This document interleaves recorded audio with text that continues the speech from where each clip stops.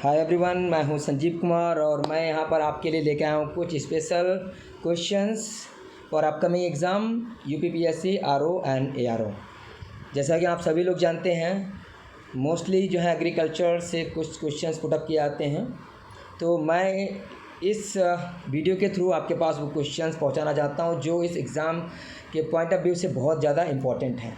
और इसमें मैंने कुछ अपडेटेड डेटा डाला है, राइट, एग्रीकल्चर प्रोडक्शन से रिलेटेड, चूँकि जो रिपोर्ट जो थी FAO की, यानी कि फूड एंड एग्रीकल्चर ऑर्गेनाइजेशन, जो 2016-17 में दिया था, उसमें कुछ चेंजेस हुए हैं 2018-19 की रिपोर्ट में। सो मैं डेटा जो है आपके साथ शेयर करूंगा और इस वीडियो में आप देखेंगे एग्रीकल्चर प्रोडक्शन में किस कंट्री का कौन सा पोजीशन है और किस स्टेट का कौन सा पोजीशन है, हॉर्टिकल्चर से रिलेटेड भी और वेजिटेबल से रिलेटेड भी और बाकी सेरल से रिलेटेड भी। उसके बाद में इस वीडियो में हम लोग कवर करेंगे diseases of fruits due to deficiency of elements and classification of vegetables and after that different names of crops and along with some names of fruits. तो चलिए स्टार्ट करते हैं बिना किसी देरी के। सबसे पहले हम लोग स्टार्ट करने जा रहे हैं agriculture production in India. So agriculture production in India in the sense of कौन कौन सा स्टेट जो है किस चीज़ में कौन सा प्लेस है उसका। जैसे सेरल और ग्रेन्स की बात करें, यानी कि खाद्यान्न में बात करें, तो सबसे पहले बात करते हैं राइस की। सो राइस जो है वो वेस्ट ऑफ बंगाल का पहला नंबर है, यूपी का दूसरा स्थान है और पंजाब का तीसरा स्थान है। तो ऐसे आप याद रखते हैं, rice number 1, West Bengal and UP number 2 and Punjab number 3। उसके बाद में बात करें व्हीट। सो व्हीट में यूपी का पहला नंबर आता है, एमपी का दूसरा नंबर आता है और पंजाब का तीसरा नंबर आता है। दोस्तों यहाँ पर एक याद रखने वाली चीज़ ये है कि यूपी जो है वो प्रोडक्शन में व्हीट में नंबर 1 है, लेकिन अगर जब हम एरिया की बात करें तो पंजाब नंबर 1 होगा। इसको याद रखिएगा, एरिया की जब हम बात करेंगे, क्षेत्रफल की जब हम बात करेंगे, तो पंजाब जो है व्हीट प्रोडक्शन में नंबर 1 है। ओके, और वैसे ही नॉर्मल बात करें तो व्हीट प्रोडक्शन में यूपी जो है पहला नंबर है।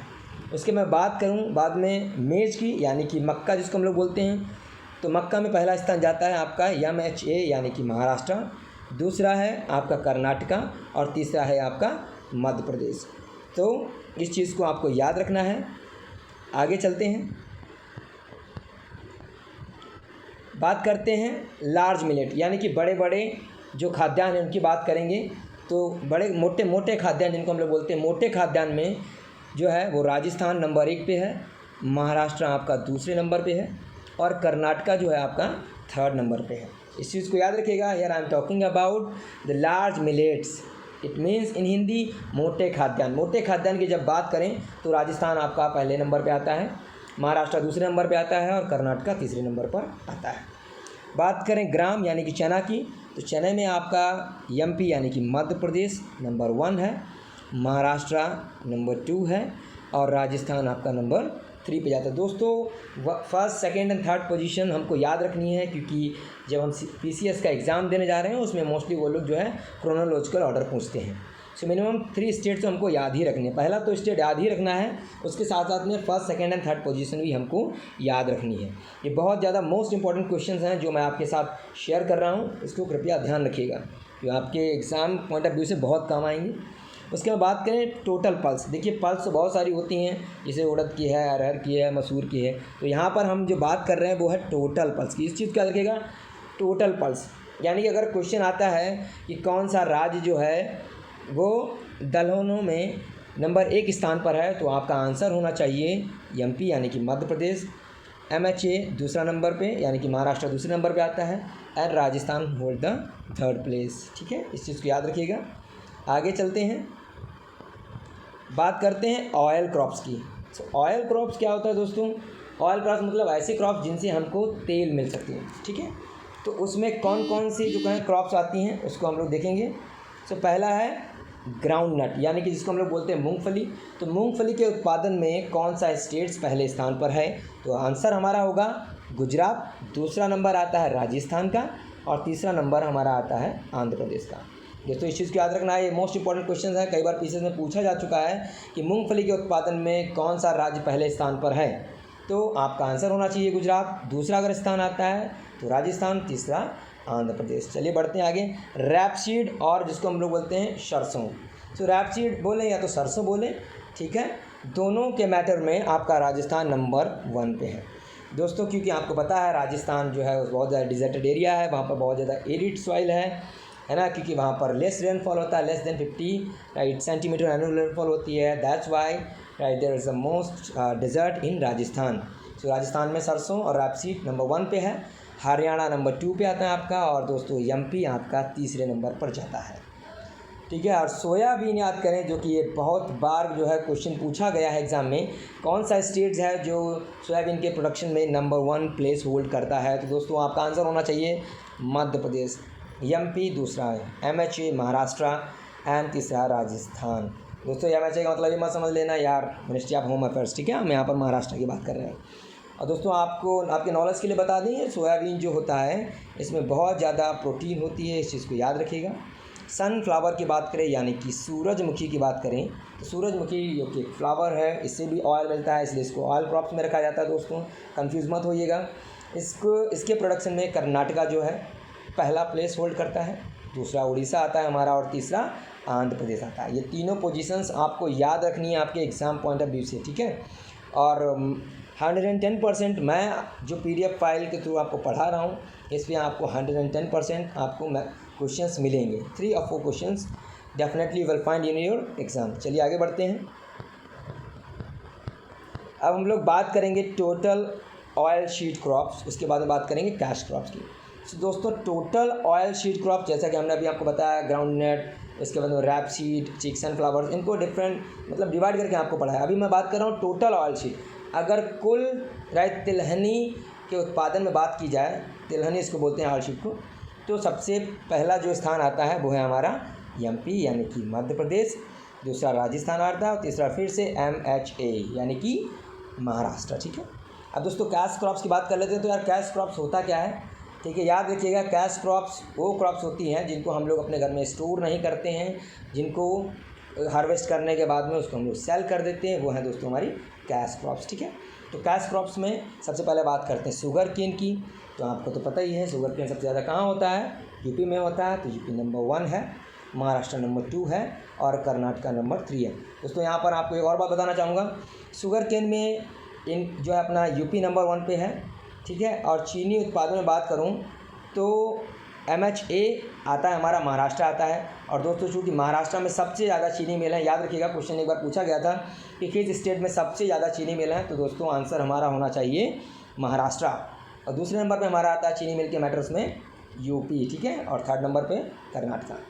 बात करें दोस्तों कॉटन की, तो कॉटन में सबसे पहले हमारा कौन सा स्टेट आता है, वो है हमारा महाराष्ट्र, दूसरा स्थान आता है गुजरात, और तीसरा स्थान आता है तेलंगाना, ठीक है। और बात करें जूट प्रोडक्शन की, तो जूट जो है सबसे ज़्यादा प्रोडक्शन होता है इसका वेस्ट बंगाल में, उसके बाद बिहार में होता है, और 3rd नंबर पे होता है दोस्तों हमारा असम में, ठीक है, इस चीज़ को याद रखिएगा। चलिए आगे चलते हैं। अब हम लोग बात करेंगे व्यापारिक फसलें यानी कि ऑक्यूपेशनल क्रॉप्स, और इसमें हम लोग वर्ल्ड लेवल पे देखेंगे कौन सा स्टेट जो है किस चीज़ के प्रोडक्शन में फर्स्ट प्लेस होल्ड करता है, सेकंड प्लेस होल्ड करता है, और 3rd प्लेस होल्ड करता है। तो चलिए दोस्तों बात करते हैं पहले गन्ना के प्रोडक्शन में। तो याद रखिएगा शुगर केन के प्रोडक्शन में आपका ब्राज़ील जो है नंबर 1 पे आता है दोस्तों, और हमारा जो इंडिया है वो नंबर 2 पे आता है। इस चीज़ को याद रखिएगा, ब्राज़ील जो है वो गन्ने के प्रोडक्शन में नंबर 1 पे आता है, और इंडिया नंबर 2 पे आता है। अगर हम बात करें चाय की, तो दोस्तों आपको तो पता होगा चाय की शुरुआत ही हुई थी चाइना से, क्योंकि अंग्रेज़ों ने सबसे पहले चाइना में ही जो चाय की खेती की थी, इसलिए चाय नंबर 1 पे आता है चीन, चाय चीन, ची चू चू चू चें, ऐसी भाषा भी बोलते हैं चाइनीज़ लोग, ठीक है। तो आप ऐसे भी याद रख सकते हैं, चूँ चें चें, ठीक, उनकी शक्ल भी वैसी होती है। बाकी दूसरे नंबर बात करें तो हमारा इंडिया है दोस्तों, इंडिया नंबर 2 पे है। क्वेश्चन पूछा सकता है कि India which place India holds right in the production of tea, then you have to give answer. The answer number 2 will be there. India holds the 2nd position in the production of tea, and even India holds the 2nd place right in the production of sugarcane also. So if we talk about coffee, then coffee Brazil holds the first place, Vietnam holds the second place and Colombia holds the third place. 1 2 3 ठीक है, you all are free. आगे चलते हैं दोस्तों, बात करें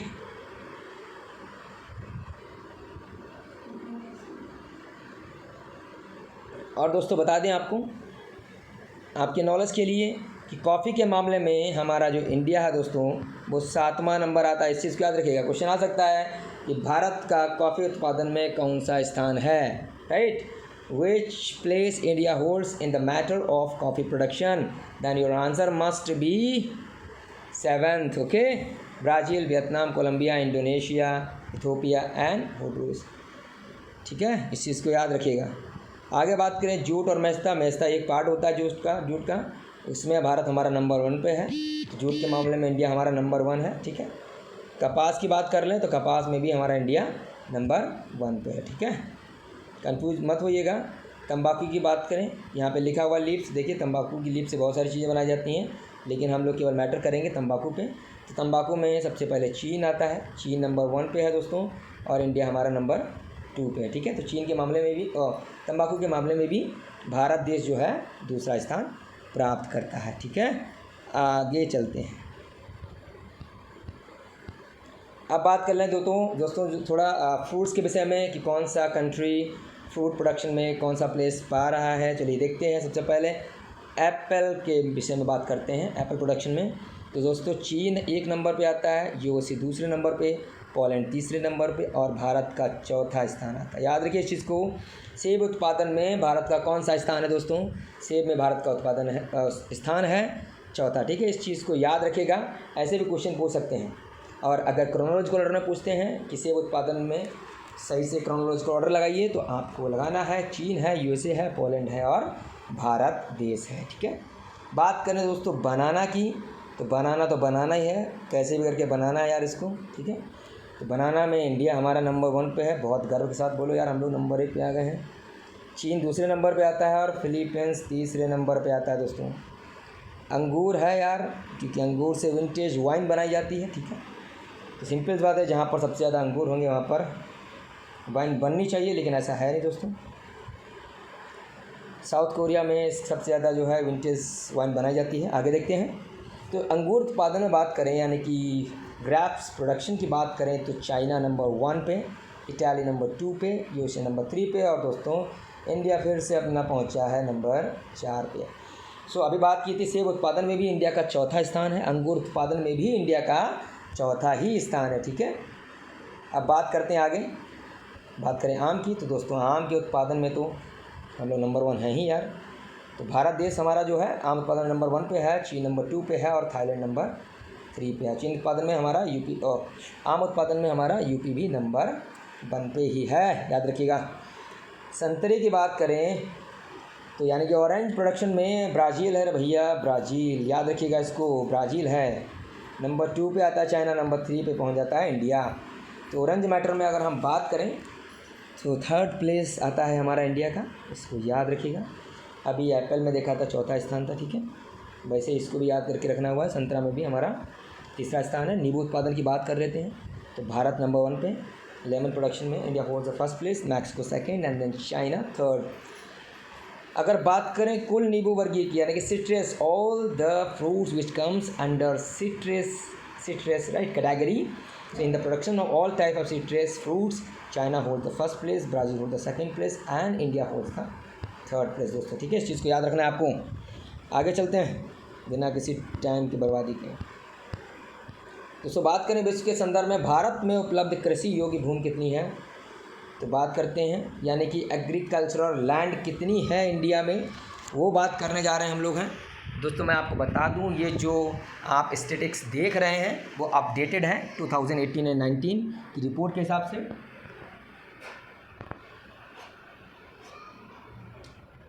तो चलिए देखते हैं इसको. विश्व के संदर्भ में बात करें, if we talk about the reference of world right, then India holds the second place by 11.3%, and if we talk about the agricultural land, then USA hold the first place. Okay, अब बात करें विश्व में अनाज यानी कि cereal उत्पादन में कौन सी कंट्री पहला स्थान पाती है? तो अगर सेरल्स की बात करें टोटल सेरल्स में, तो चाइना नंबर 1 पे दोस्तों, यूएसए नंबर 2 पे है और इंडिया नंबर 3 पे है। सेरल में भी इंडिया नंबर 3 पे, इस चीज़ को याद रखिएगा। सेरल प्रोडक्शन में, टोटल सेरल प्रोडक्शन में इंडिया होता है 3rd प्लेस। अब बात करें सबसे ज़्यादा गेहूँ कहाँ होता है वर्ल्ड में, तो चाइना में होता है दोस्तों, इंडिया दूसरे नंबर पर आता है। चावल की बात कर लेते हैं विश्व में यानी कि वर्ल्ड में, तो चीन यहाँ पर भी नंबर 1 पे, इंडिया यहाँ पर भी दूसरे में, यानी कि गेहूँ में भी इंडिया नंबर 2 पे, व्हीट प्रोडक्शन में भी, राइस प्रोडक्शन में इंडिया नंबर 2 पे। और दोस्तों बात कर लेते हैं दाल में यानी कि टोटल पल्स में, राइट, वर्ल्ड लेवल पे, तो इंडिया इसमें आता है नंबर 1 पे, right. India hold the first place in the total production of pulse.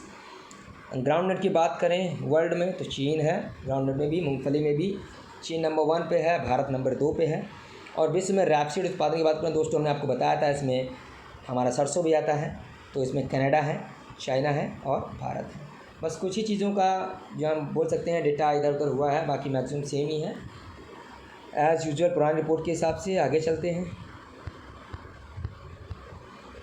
तो दोस्तों हमने यहाँ पर लिखा है डिफरेंट नेम ऑफ क्रॉप्स।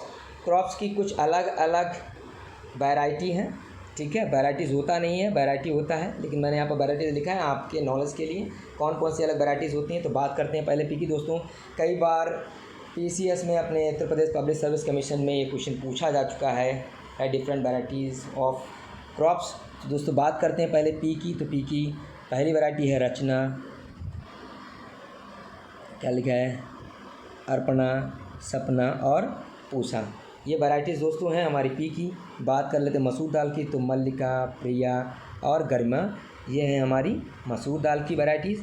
अब बात करें राइस की दोस्तों, तो साकेत है, इसको मोस्ट इंपॉर्टेंट है राइस, इसको ध्यान से देखिएगा। पहली है साकेत, दूसरी है गोविंद, तीसरी है कावेरी, चौथी है जया और पाँचवीं है सूरज। इस चीज़ को याद रखिएगा, ये राइस बहुत ज़्यादा इंपॉर्टेंट है। और पहला पी जो मैंने बताया आपको, रचना, अर्पणा, सपना और पूसा।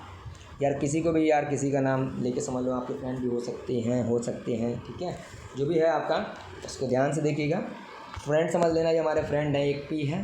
पी क्या है, हमारी दोस्त है, और उसके भी और सारे दोस्त हैं। दोस्त क्या है, रचना है, अर्पणा है, सपना है और पूसा है। तो ऐसे नाम आपको लगे तो समझ लेना पी है। बाकी साकेत, तो गोविंद, कावेरी, जया और सूरज, ये समझ लेना राइस की, ठीक है दोस्तों। आगे चलते हैं मैंगो की। कुछ मैंगो की कई बार पूछी गई हैं वैरायटी, तो देखते हैं मैंगो की।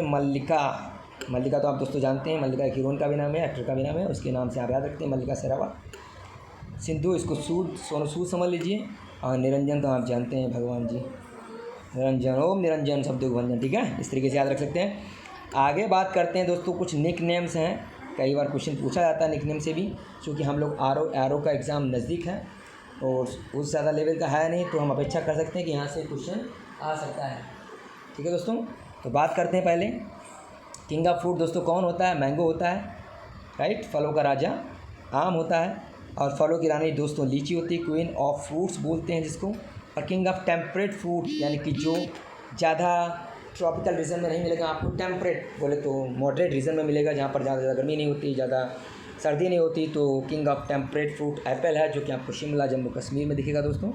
और शिमला सेब बहुत फेमस भी है यार, आप लोगों ने खाया भी होगा, आप लोगों से बेहतर कौन जान सकता है। आगे बात करते हैं king of arid fruit. Arid का मतलब दोस्तों होता है यानी कि जो मरुस्थलीय क्षेत्रों में फल होता है, उसका नाम क्या होता है, बेर, यानी कि जिसको हम लोग बोलते हैं प्लम भी इंग्लिश में बोलते हैं, ठीक। और पुअर मैंस फ्रूट भी बोला जाता है प्लम, जो गरीब लोग होते हैं बेचारे कहाँ से अच्छे फ्रूट खाएंगे यार, सेब अनार तो मिलेगा नहीं इनको, तो बेर से ही काम चला देते हैं, इसलिए इसको नाम रखा गया है पुअर मैंस फ्रूट, ठीक है दोस्तों। आगे चलते हैं, बात करते हैं इसकी किंग ऑफ फॉरेस्ट।